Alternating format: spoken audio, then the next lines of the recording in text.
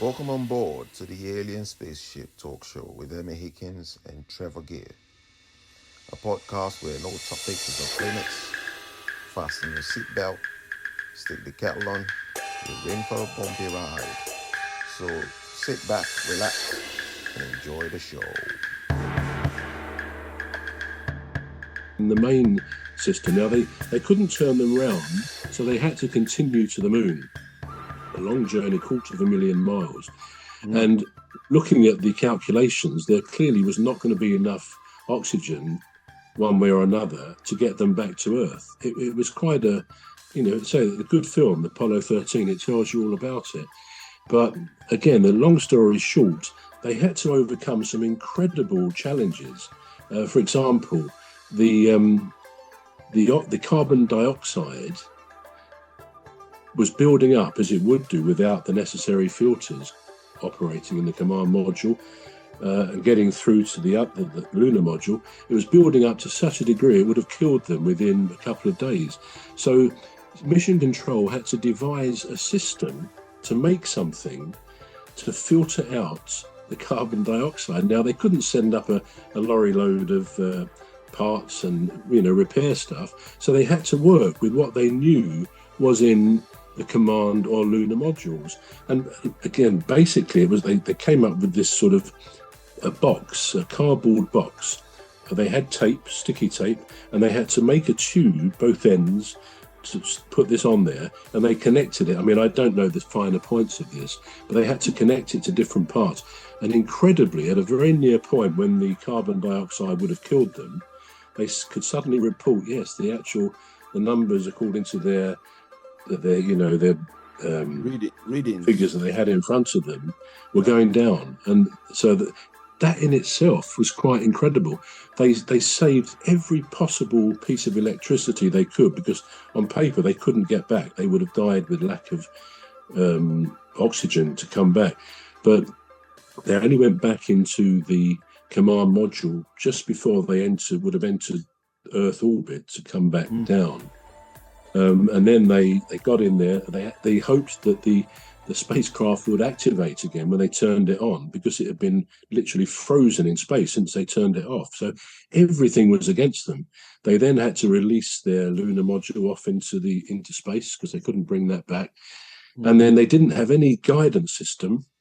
So they had to come down when you re-enter Earth's atmosphere with a very narrow corridor of entry, otherwise you would burn up or you would fly off into space. And the only way they could get that anywhere near right was to align a star in one of their little windows with the spacecraft itself. And as long as they were kind of aligned, they thought that would be good enough. And it turned out to be. So they got them back, and it was against the most incredible odds that they could ever have achieved that. But again, human ingenuity, they wouldn't give up on these three spacemen, and quite something fantastic. Can you think of, either of you, anything else that you would put into this category of incredible human ingenuity? Should we let Rose go first? Yeah, well, Rose. I was just thinking a few things, and going back to sort of like the wheel, and you talked about agriculture, and you talked about all the changes that they've made that have been able to produce more and more food, and you think that without the wheel, they couldn't do that. Okay, you got your cars running around. Without the wheel, they wouldn't be there. So many other things, and then you've got electricity. And if you look at electricity and the way that, we just take it for granted, you flick a switch and on come your lights. I must be interested in castles, but I went into a castle not so long ago, and they had their first electricity there was these batteries. And the batteries, I kid you not, they were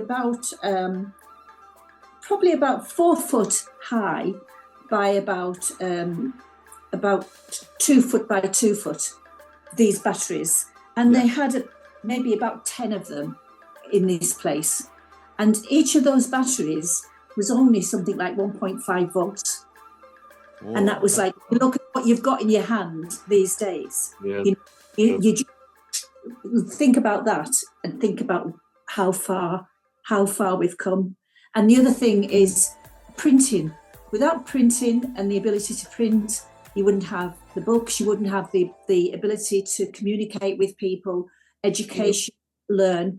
And back in the day when I was a typist, I did this specialised course. I was in the Air Force. I did this specialised course called Varied Typing. And it was this big monster of a machine. And honestly, you had to type, say, the line, and then you had to press a button and it calculated and proportionally spaced it.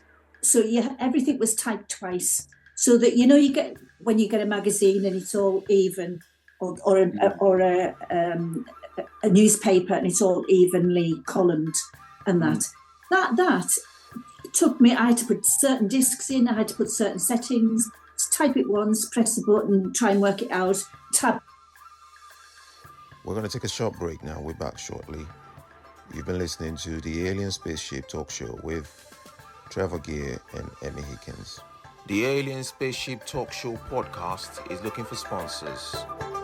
If you're a company out there looking to spread the word about the products and services you provide, please get in touch with Deepstuff Radio Podcast on info@deepstuffrecords.com, or to use the contact form on our website to contact us, please visit radio.deepstuffrecords.com.